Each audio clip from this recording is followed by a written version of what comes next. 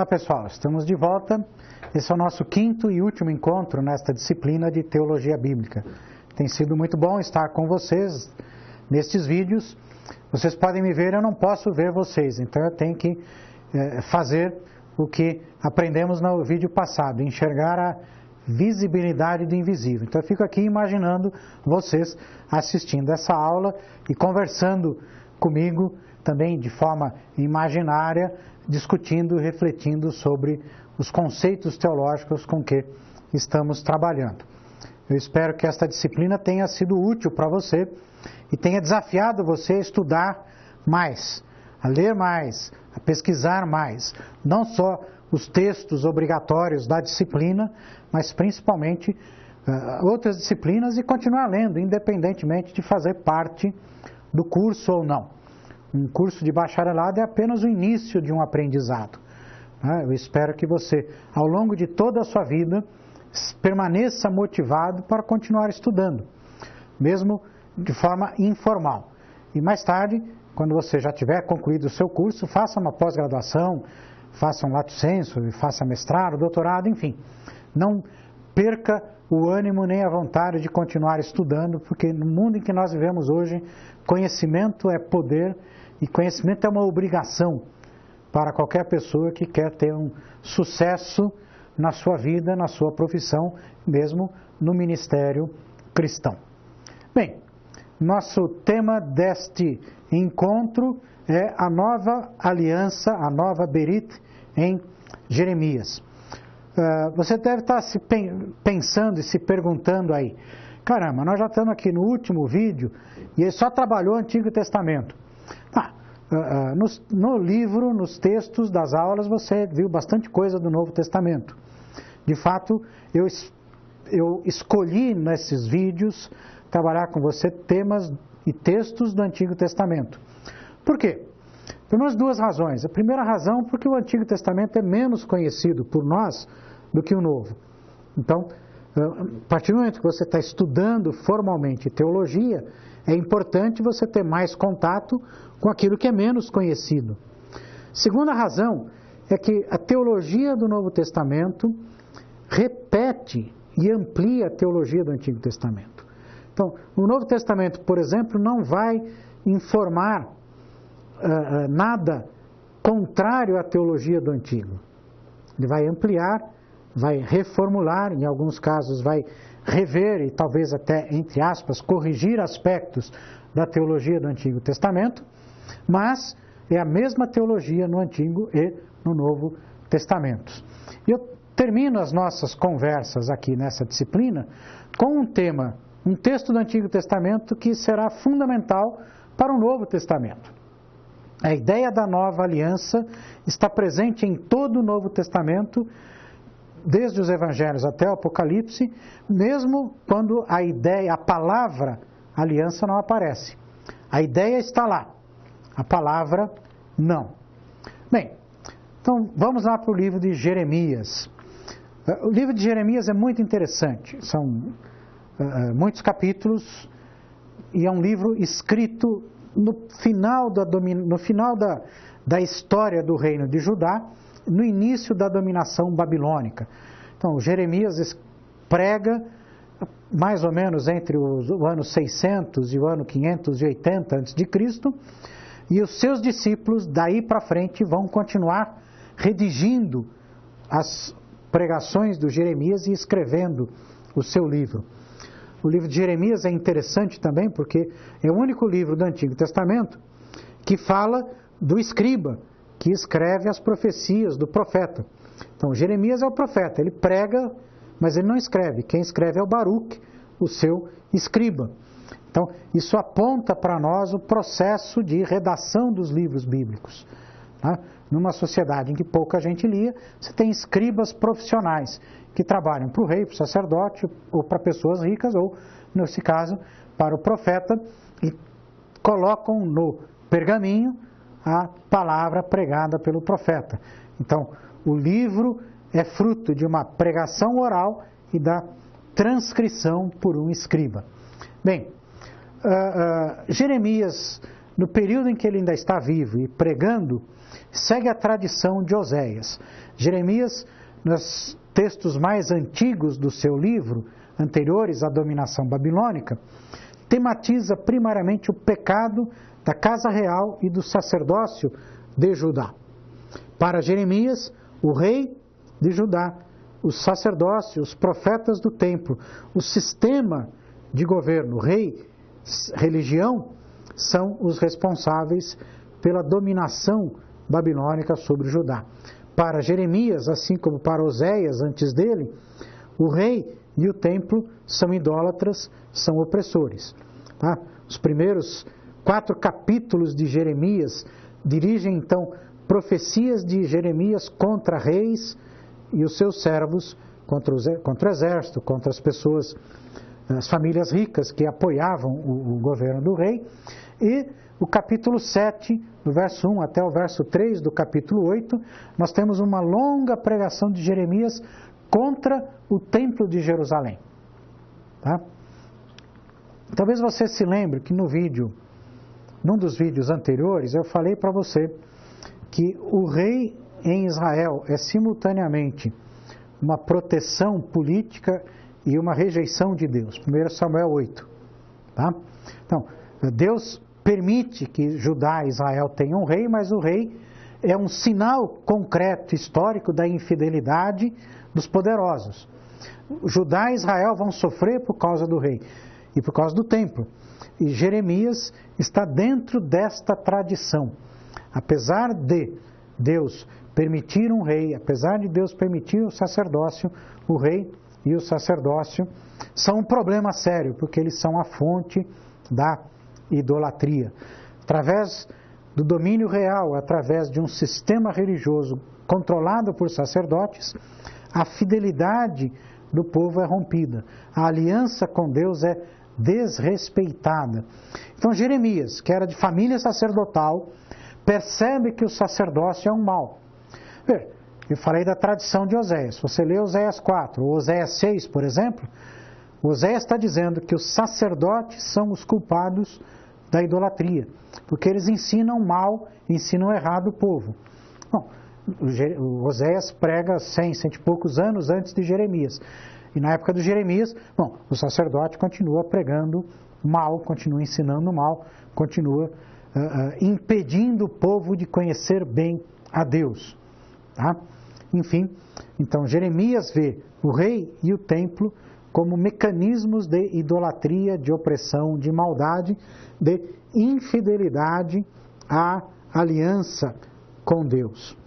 Porém, a mensagem no Jeremias não é só de denúncia, não é só do fim de Judá, tá? Mas também é uma mensagem de esperança, especialmente os capítulos 30 e 31 no livro de Jeremias, essa esperança é realçada. E eu vou trabalhar com vocês um texto pequeno, Jeremias 31, versos 29 a 34, em que os discípulos do Jeremias, o círculo jeremiânico, ou seja, o escriba e os discípulos que atuam junto e depois da morte do Jeremias, vão falar do momento em que Deus vai renovar a sua aliança com Judá e Israel, aliança que foi desrespeitada por reis e sacerdotes que dirigiram mal o povo. O texto de Jeremias 31, assim como Ezequiel 16, Ezequiel 36, 18, 37, é um texto tremendamente inovador na época em que ele é escrito. Tá? Ele é inovador tanto do ponto de vista pessoal, cultural, como político e religioso. Em Jeremias 31, 29 a 34, temos um texto curto, mas muito denso de significado, porque nele nós vamos encontrar a nova forma da aliança entre Deus e o povo, que, após ter sido transformada numa aliança mediada, ou seja, entre Deus e o povo tem a mediação de rei e sacerdotes, agora a nova aliança é uma retomada da aliança antiga.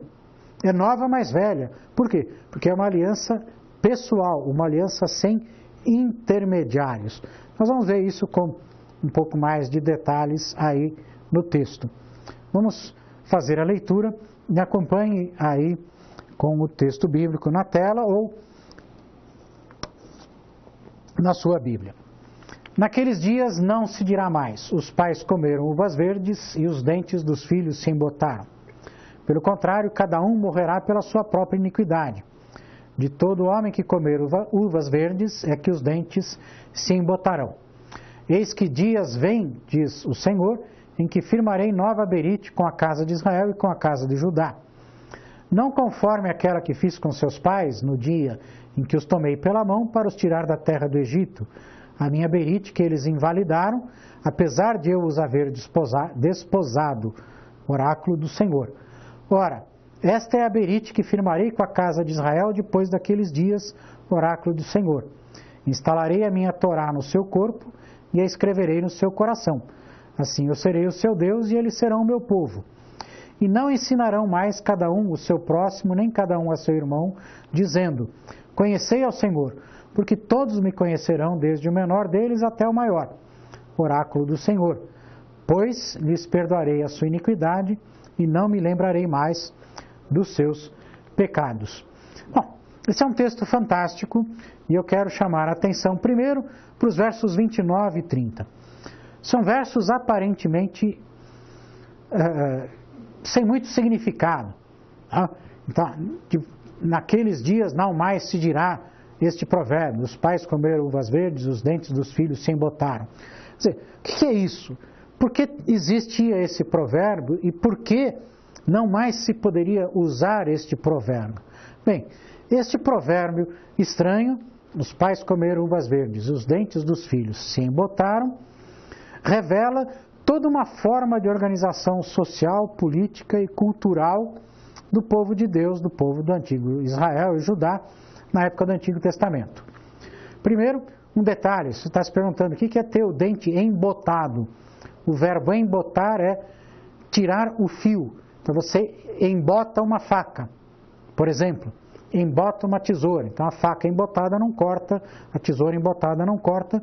Não, o provérbio diz: os pais comeram uvas verdes e os dentes dos filhos é que estragaram. Eles não podem mais mastigar. Ao invés do dente do velho não servir mais, é o dente do filho. Não, o que esse provérbio está querendo ensinar? Que tipo de sociedade esse provérbio indica? Indica uma sociedade em que o pai é o chefe da família, né, o chefe do clã, e os filhos estão a serviço do pai. Então, o governo é um governo paterno, patriarcal, sobre a esposa e sobre os filhos, que habitam na terra do pai. Então, isso é um governo, uma estrutura social clânico-patriarcal. Essa estrutura em Israel é paralela com a monarquia. Então, você tem o rei, que é, num certo sentido, o pai, então, de todas as famílias que habitam na terra, e o rei, então, governa todas as famílias. Tá?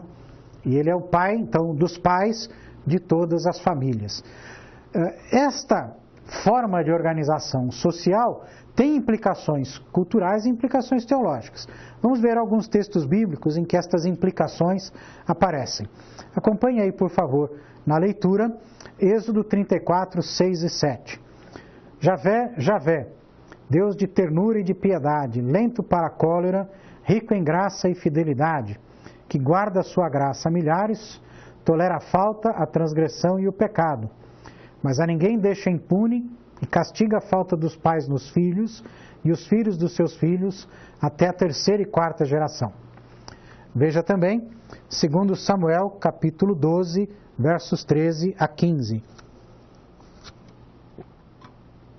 Então disse Davi a Natã: pequei contra o Senhor.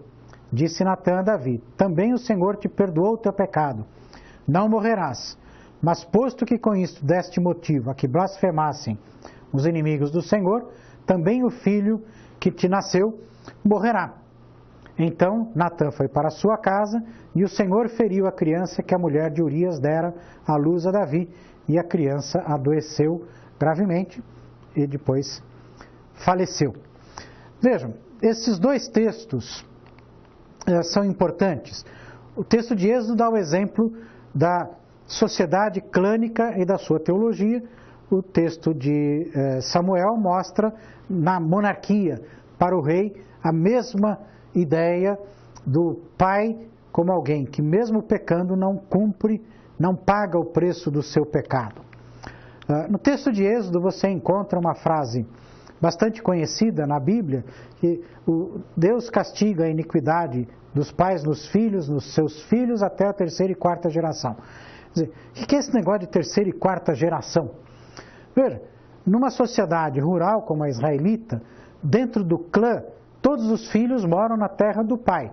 Então você tem o pai, filho, neto e eventualmente bisnetos. Então você tem até a terceira e quarta gerações. Então, na prática, isso representa o quê? Quando um chefe de família, um agricultor, ficava endividado porque a colheita não tinha sido boa, ou porque o seu rebanho não tinha dado leite suficiente, ou a lã suficiente, ele tem que pedir emprestado comida, tem que pedir emprestado os meios para sobreviver até a próxima colheita, ou até o rebanho crescer o suficiente de novo para ele ter como sustentar sua família. Quando ele não consegue pagar esse empréstimo, o que ele faz? Para não perder a terra, ele dá uma filha ou um filho como escravo, dependendo, obviamente, do tamanho da dívida, um ou mais filhos. Se mais um ano ele não consegue pagar, entrega a esposa também, até ele ficar sem filho, sem esposa. Em última instância, se ele, depois de vários anos, não conseguir pagar, apesar da escravidão dos filhos e da esposa, ele mesmo se torna escravo do seu credor, até poder pagar a dívida, e depois de um certo período de tempo ele é libertado. Bom, o que eu quero destacar aqui?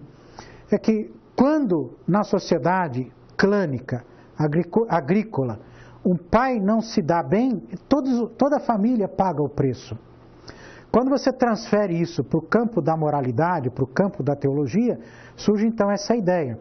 Mesmo quando o pai erra, quem vai pagar o preço do pecado serão os filhos. O texto de 2 Samuel dá um exemplo a partir da corte, a partir do rei Davi. O Davi comete adultério, manda matar Urias, porque ele se apaixonara pela esposa do Urias. Depois que Urias morre, vejam como os reis são terríveis, né? Quer dizer, se ele casa com a Batseba enquanto Urias está vivo, ele vai ser culpado de adultério. Então ele diz assim, bom, eu vou me inocentar do adultério. Como? Bom, mato Urias. Que coisa estranha, né? Vejam que isso é uma forma de racionalização. Porque o que Davi está pensando? Bom, Urias vai para a guerra, quem vai matar não sou eu. Ele está cumprindo o dever dele. Se ele morrer na guerra, morreu, a culpa não é minha. Bom, só que ele mandou o Urias entrar na primeira fila da batalha. Geralmente quem morre primeiro é o primeiro a correr contra o muro da cidade do seu inimigo. Bom, o Urias morre, o Davi feliz da vida, todo contente, pega então a Batseba, que está viúva, e casa com ela e tem um filho. E esse filho morre. Bem, aí Natã, que é um profeta da corte, é o mesmo profeta lá de 2 Samuel 7, que tinha dito para Davi que tudo que ele quisesse fazer, ele podia fazer, que Deus iria abençoar. Agora, fala para Davi dentro da perspectiva da sociedade clânica. Quando Davi diz, olha, eu pequei, eu reconheço que eu pequei, e agora? Eu falei, bom, você pecou, mas você é rei. Deus não vai te punir, ele vai perdoar você. Quem vai ser punido é o seu filho.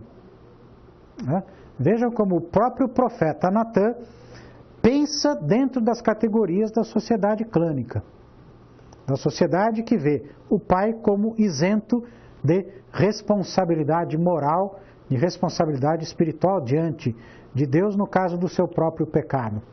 Bem, é exatamente este tipo de pensamento e de prática que o texto de Jeremias diz que não pode mais acontecer. A mesma ideia está em Ezequiel 18. O capítulo inteiro de Ezequiel 18 tenta explicar o que Jeremias explica em 2 versos. Explicar por quê? Porque isso é uma novidade fantástica, tremenda. É uma mudança radical de modo de pensar, de modo de conceber a relação das pessoas entre si e das pessoas com Deus.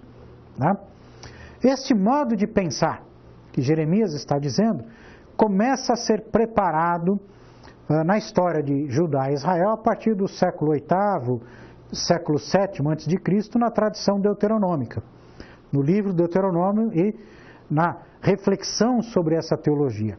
Acompanhe comigo o texto de Deuteronômio, capítulo 7, versos 9 e 10. Saberás, portanto, que o Senhor teu Deus é o único Deus, o Deus fiel, que mantém a aliança e o amor por 1000 gerações em favor daqueles que o amam e observam os seus mandamentos. Mas é também o que retribui pessoalmente aos que o odeiam. Faz com que pereça sem demora o que o odeia, retribuindo-lhe pessoalmente. E na mesma época do Jeremias, temos um outro profeta que também vê as coisas como Jeremias estava vendo. Veio a mim a palavra do Senhor dizendo: que tendes vós, que acerca da terra de Israel proferis este provérbio, dizendo: os pais comeram uvas verdes, e os dentes dos filhos é que se embotaram? Tão certo como eu vivo, diz o Senhor Javé, não mais direis este provérbio em Israel. Eis que todas as pessoas são minhas, o pai, também o filho. A pessoa que pecar, essa morrerá. Então vejam, o texto de Deuteronômio mostra a origem dessa ideia, origem histórica dessa ideia em Jeremias, e o texto de Ezequiel mostra a importância dessa ideia para a profecia do período da dominação babilônica. O que esses profetas estão percebendo? Que não é mais possível trabalhar a ideia da responsabilidade moral, espiritual ou da culpa como se trabalhava antes. O pai comete o pecado e o filho que paga o preço do pecado. Bom, por que historicamente eles percebem isso? Porque a geração do rei, família real, sacerdotes, que vai para o exílio, que é destruída Jerusalém e o templo, o reino, e é exilada para a Babilônia, esta geração se considera inocente. Por quê? Porque ela lê a destruição de Jerusalém e do templo, ela lê o exílio nessa ótica clânica. Os nossos pais pecaram, nós é que estamos pagando o preço. Jeremias e Ezequiel querem convencer essa geração que não, eles estão indo para o exílio não por causa do pecado dos pais deles, mas por causa do pecado deles. Então, a mensagem de Jeremias e Ezequiel tem essa dimensão teológica. Ninguém paga o preço do pecado de outro, ninguém é moralmente responsável pelos erros do outro, mas representa também uma fantástica mudança social, cultural. Essa mudança pode ser percebida numa forma gráfica, visual, através dessa distinção.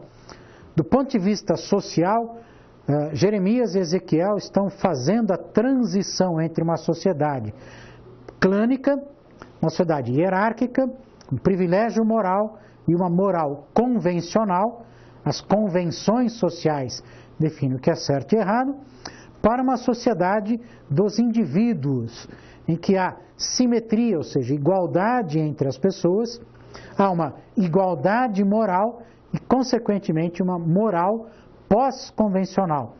Ou seja, o certo e o errado não são definidos pelo costume, o certo e o errado são definidos por princípios. No caso de Israel, por princípios teológicos. O Deus pessoal, estudamos isso quando falamos sobre o Deus do Êxodo, o Deus pessoal cobra pessoalmente, o Deus pessoal abençoa pessoalmente. Não deve haver intermediários entre Deus. Então também não é certo falar que um filho é castigado por Deus por causa do pecado do pai. Então Jeremias e Ezequiel, Deuteronômio antes deles, corrigem uma percepção inadequada dos judaítas e dos israelitas que consideravam que a morte de um filho era consequência do pecado de um pai. Daí vem a ideia de maldição hereditária, daí vem a ideia, por exemplo, lá do Novo Testamento, quando Jesus cura um cego de nascença, e perguntam para ele, mas quem pecou, ele ou os pais dele, para ele ser cego? No Antigo e no Novo Testamentos, um Deus pessoal mantém uma relação pessoal com as pessoas, e ninguém, então, pode ser culpabilizado pelo outro. Jeremias e Ezequiel e Deuteronômio refletem essa transição social, política, cultural de uma sociedade clânica, baseada na coletividade, para uma sociedade de indivíduos. Os direitos e os deveres são individuais. Não é uma sociedade individualista, é uma sociedade de indivíduos que são responsáveis uns pelos outros. Bom, vamos para os versos 31 a 34, que mostram então a nova aliança. 29 e 30 destacam essa transição da velha para a nova aliança. Por que a velha? Exatamente pela intromissão da mediação do rei e dos sacerdotes. A nova aliança, então, é uma renovação da aliança original de Deus. Segundo o texto de Jeremias, essa aliança foi invalidada pelos pais. Por quê? Porque exatamente eles criaram esse sistema de mediação do rei e do sacerdote. E isso é o Jeremias citando Oséias, porque Jeremias diz: eles invalidaram a minha aliança, apesar de eu os haver desposado. Oséias é o profeta que usa o casamento como metáfora para a aliança entre Deus e o seu povo. Então, Jeremias permanece na tradição de Oséias, e na tradição de Oséias, então, ele percebe que a fonte da infidelidade do povo a Deus é o sistema monárquico, o sistema sacerdotal, sacrificial da religião. E na sua descrição da nova aliança, ele mostra uma aliança sem intermediários. Bom, eu imagino que você esteja se perguntando aí, onde é que o Júlio achou tudo isso nesse texto do Jeremias? Eu estou vendo isso aqui, estou lendo o texto e não estou achando. Se é que você também não está achando, né? Veja, o texto faz algumas afirmações que nos chamam a atenção. A primeira afirmação que o texto faz: ninguém ensinará ao seu próximo. Ninguém mais ensinará ao seu irmão, dizendo: conhecei ao Senhor, porque todos me conhecerão, desde o menor até o maior. Bom, não é uma afirmação estranha? Quer dizer, se ninguém mais vai ensinar a outro a respeito de Deus, por que então, por exemplo, no livro de Deuteronômio, que abre essa ideia da individualidade, da responsabilidade individual, no capítulo 6 diz: ouve Israel, né? O Senhor teu Deus, o Senhor um. Pegarás essas palavras e ensinarás aos teus filhos e aos teus netos. Né? Bom, você vai ensinar para os filhos, você vai ensinar para os mais jovens, né, a sua fé. Por que, então, no texto de Jeremias tem essa afirmação? Ninguém mais ensinará ao seu próximo dizendo. Né? Segundo trecho do texto de Jeremias que chama a atenção é que isso não será mais necessário. Por quê? Porque o texto diz: pois eu, Deus, perdoarei os seus pecados e jamais me lembrarei das suas iniquidades. Bom, quem é que ensina e perdoa pecados no mundo do Jeremias? O sacerdote. O livro de Jeremias tem um trecho que diz o seguinte: a Torá pertence ao sacerdote, a palavra ao profeta, a sabedoria ao sábio. Torá é instrução. O sacerdote é o que ensina o povo a respeito de Deus. Oséias 4 e Oséias 6 condenam os sacerdotes porque eles não ensinam a Torá de Deus para o povo, ensinam a Torá deles mesmos. Tá? E são os sacerdotes que realizam os sacrifícios.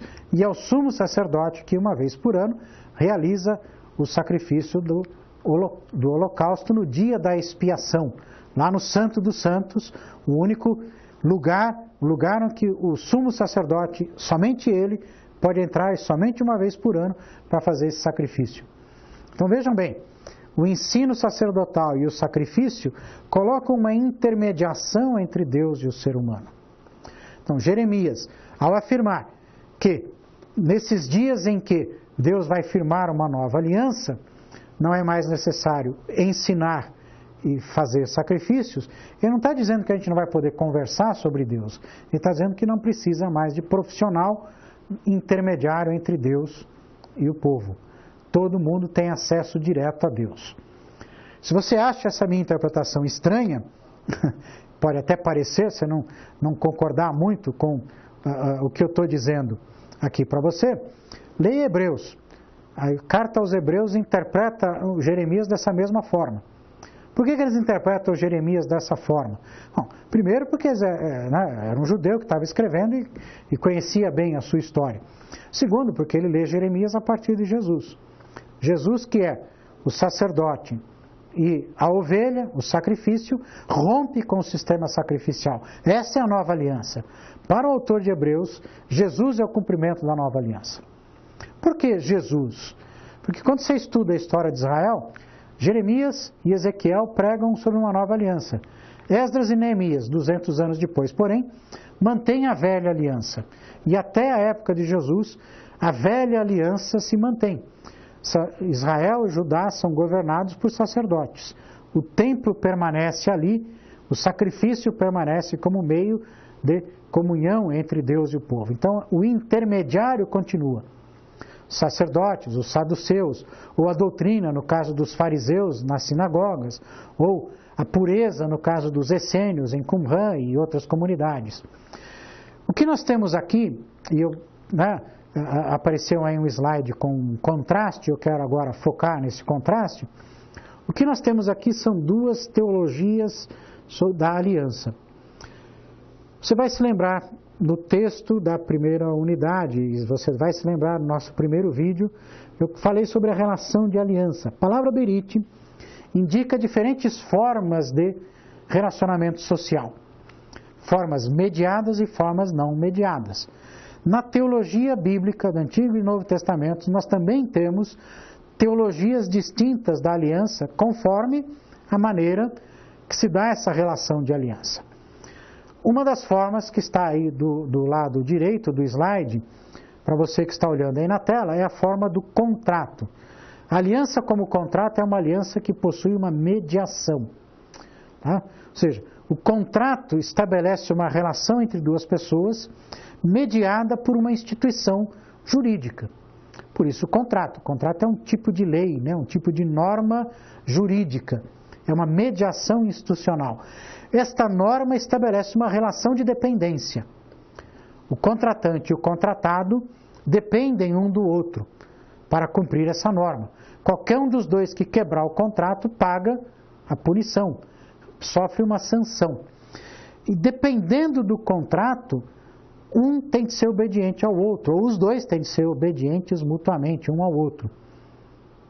Se você tem um contrato de compra e venda, por exemplo, o vendedor tem que entregar o bem, o comprador tem que pagar pelo bem. Se você tem um contrato de prestação de serviços, por exemplo, como você tem com o Sesumar tem que entregar o serviço, o ensino, e você tem de cumprir a sua parte, aprender. E não esqueça de pagar as mensalidades, porque é uma prestação de serviço em que você paga financeiramente, mas veja, a responsabilidade do estudante é pagar e aprender. A responsabilidade da escola é ensinar, com uma estrutura, tem prédios, tem vídeo, enfim, tem tudo isso que você está desfrutando. E tem professores. Os professores ensinam. A estrutura faz o ensino chegar até você. Então, se o Sesumar faz isso, ele está cumprindo a parte dele no contrato. Agora, a sua parte é aprender, porque o professor não aprende no seu lugar, a escola não aprende no seu lugar, é você que aprende. Você aprende estudando. Então não basta só você pôr a mão no bolso e pagar a mensalidade. Isso vai te dar o direito de continuar estudando. Agora, o direito de receber o diploma vai depender de você aprender, tirar notas boas, ser aprovado em todas as disciplinas e chegar até o fim do seu curso. Isso é um contrato, uma relação intermediada. É um intermediário entre você e o Sesumar. Esse intermediário é o contrato. Você não precisa conhecer os donos do Sesumar, você não precisa conhecer os sócios do Sesumar. Você não precisa ter uma relação pessoal com eles. A relação que você tem com os donos do Sesumar é uma relação intermediada por um contrato. Ela não é pessoal, ela é jurídica, ela é comercial. Veja, no Antigo e no Novo Testamento você vai encontrar afirmações de aliança nesse sentido. Em Roma, na Grécia, em Israel, como até hoje, no mundo contemporâneo, a ideia primária de aliança é essa. O que é uma democracia? Democracia é uma organização política mediada por um contrato. O Que contrato é esse? A Constituição do país. A Constituição é um grande contrato social. Uma obra clássica do filósofo Jean-Jacques Rousseau, um dos clássicos da teoria política, tem exatamente o título O Contrato Social. Veja, a vida em sociedade é uma vida mediada por instituições. Você tem o Estado promulga leis, você tem o contrato, a Constituição. A democracia é uma sociedade estatal constitucional. Porém, mesmo na sociedade existem relações não intermediadas, que são as relações, por exemplo, de amizade. Você não precisa de contrato para ter amigos e amigas. A relação de amizade se rege pela convivência e não por uma norma contratual. Você não precisa, toda vez que você faz um amigo, uma amiga, assinar um contrato. Olha, eu vou ser amigo, eu vou te visitar 10 vezes por mês, você me visita 10, etc, etc, etc. Não, a amizade não precisa de contrato. A amizade não tem prazo de duração. Ela pode ser quebrada se você for infiel ao amigo ou amiga. Mas ela não é mediada. Entre você e o seu amigo, entre você e a sua amiga, não está nada, a não ser a própria relação. A mesma coisa o casamento. O casamento é uma relação pessoal. O casamento é interessante porque é uma relação pessoal que tem também uma dimensão contratual. Quer dizer, você se casa no civil. Por quê? Porque é uma relação pessoal que estabelece direitos públicos. Então, isso é uma situação interessante. O casamento é um bom exemplo de uma aliança que tem essas duas dimensões, de parceria e de contrato. Tem gente que se casa em função do contrato, não há amor. Então você tem uma relação contratual. Antigamente os reis casavam-se por alianças desse tipo. Qual é a função da rainha? Bom, dar filho para o rei. Para quê? Para que a família do rei continue governando. Qual é a função do rei? Proteger a rainha e, obviamente, apoiar a família da rainha com quem ele fez aliança para se casar com ela. Também existiam casamentos comerciais, até hoje existem casamentos por interesse comercial. Não precisa ter uma relação amorosa. Então, pessoas que se casam para juntar a grana das duas famílias, ou os bens das duas famílias, e assim por diante. Porém, nós sempre falamos do casamento como uma relação amorosa. Então, é uma aliança de parceria, não de contrato. Na Escritura, nós temos também esses diversos tipos de aliança, porém, no caso da relação entre Deus e o seu povo, tirando ali os textos da monarquia e do sacerdócio do Antigo Testamento, sempre a relação de Deus com o seu povo é definida como uma relação de parceria, não de contrato. Parceria por quê? Porque a relação de parceria é, em primeiro lugar, uma relação pessoal. Um Deus pessoal não precisa de intermediários, ele se relaciona diretamente conosco. Uma relação de parceria é uma relação de liberdade. Você não está preso à relação. A relação pode ser rompida a qualquer momento. Você não vai ser penalizado por isso, você não vai receber uma sanção, um castigo, uma pena por causa do fim da relação. Porém, esta liberdade também se dá numa relação de fidelidade. A relação pode terminar, mas só se houver um motivo muito justo. Por quê? Porque numa relação de parceria o que conta é a fidelidade. Parceiros são fiéis uns aos outros. E aí voltamos também ao livro, voltamos também a um dos vídeos anteriores em que nós discutimos a fidelidade de Deus e a infidelidade humana. As relações humanas de parceria frequentemente são marcadas por infidelidade, ou seja, nós não sabemos ser fiéis. Bem, a relação entre Deus e o seu povo sempre é uma relação de parceria, de fidelidade. Deus jamais abandona os compromissos que ele assume. Deus permanece sempre um Deus fiel. Mesmo quando nós somos infiéis, Deus permanece fiel. Bem, deixa eu fechar aqui este ponto. Na descrição que Jeremias faz da aliança, nós temos então os dois tipos de aliança. A aliança inválida, que é o contrato, e a nova aliança, que é a parceria. Bem, permita-me voltar ao texto de Jeremias e trabalhar com um detalhe que eu deixei para trás para poder a gente discutir este elemento mais importante do ponto de vista teológico na sequência da nossa conversa. Se você voltar lá para o texto do Jeremias, eu vou colocar de novo aqui na tela o texto do Jeremias, você vai verificar nos versos 31 e 32 detalhes importantes do texto. Eis que dias vêm, diz o Senhor, em que firmarei nova berite com a casa de Israel e com a casa de Judá.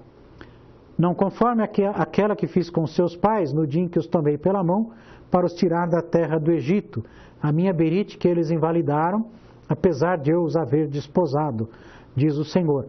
Ora, esta é a berite que firmarei com a casa de Israel. Veja bem este detalhe. Firmarei uma nova berite com a casa de Israel e com a casa de Judá. Verso 31. Verso 33. Esta é a nova berite que firmarei com a casa de Israel. A casa de Judá sumiu.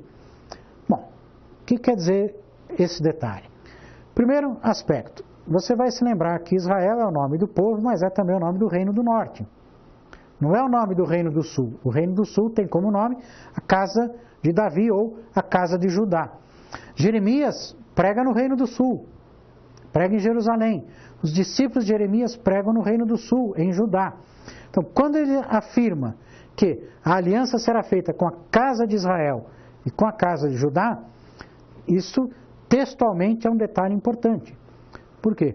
Porque está dizendo, olha, a minha aliança é com Israel, não é com Judá, não é com o Reino do Sul, nem com o Reino do Norte, é com Israel. Primeiro Israel, depois Judá. Na teologia da monarquia de Judá, primeiro Judá, depois Israel. Para Davi e os seus descendentes, quem pecou foram os israelitas e não eles.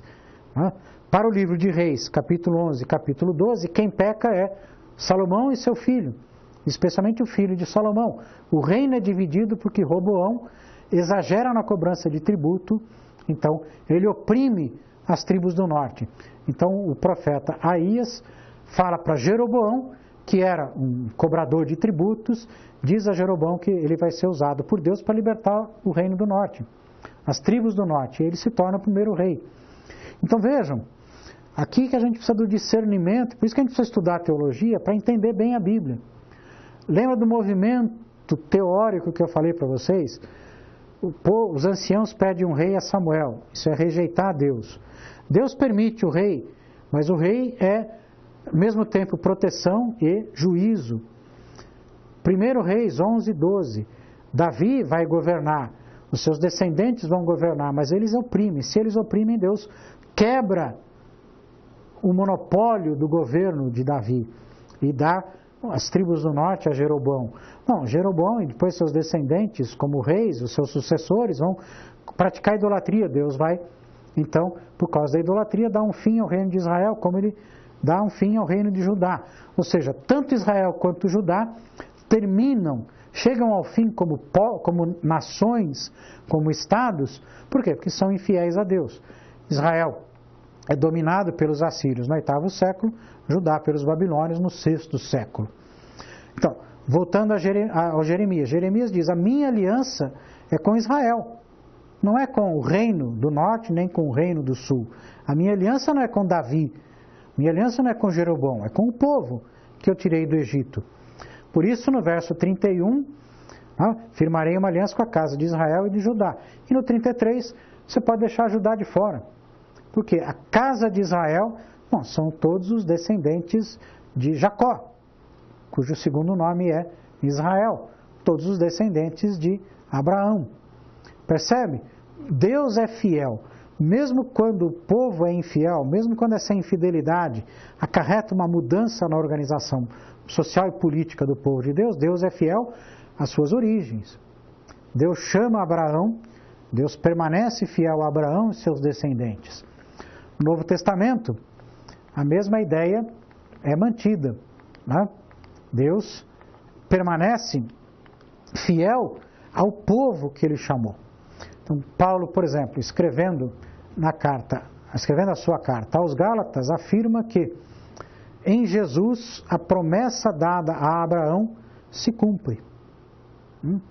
Vejam, eu quero partir já para a conclusão desta nossa aula, deste nosso encontro, trabalhando esse tema da fidelidade de Deus numa perspectiva bastante importante que nem sempre nós cristãos percebemos.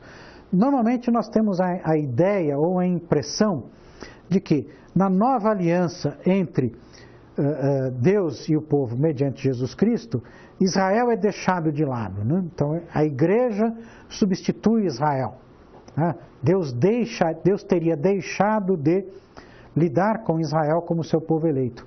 Nada mais errado do que isso. Ou, numa linguagem mais sutil do que essa, mas também complicada, a distinção que a gente faz entre graça e lei. Graça, Novo Testamento, lei, Antigo Testamento. Graça é Deus salvando, sem mérito, a lei, a gente buscando ser salvo pelo mérito próprio. Também está errado. Nós já vimos aqui neste curso, nesta disciplina, que a lei vem depois da graça. Deus dá a lei porque Ele liberta. Primeiro Ele salva, amor, graça, depois Ele dá a lei. Também, no Novo Testamento, nós temos essa ideia.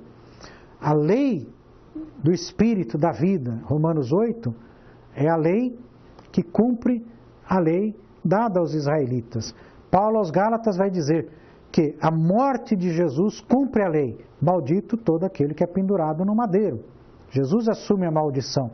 Aos Gálatas, Paulo diz que na lei, na Torá está escrito, né? Abraão creu em Deus e isso lhe foi imputado como justiça. Esta palavra se cumpre no Messias, Jesus. Então vejam bem, né? A fidelidade de Deus é imutável.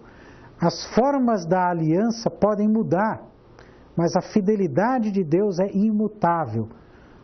Então, se num período histórico a forma da aliança é uma forma nacional, na história de Israel como povo, a partir de Jesus a forma da aliança não é mais nacional, ela é pessoal, independentemente de nacionalidade. Então, pertence ao povo de Deus todo aquele que crê no Messias. Todos os que creem no Messias são descendência de Abraão, independentemente da sua nacionalidade, da sua raça, da sua etnia. Tá? Então, este elemento é fundamental para a teologia cristã e nós precisamos abandonar estas ideias de que o Antigo Testamento é inferior ao Novo, que a lei é inferior à graça ou que Israel é inferior à igreja.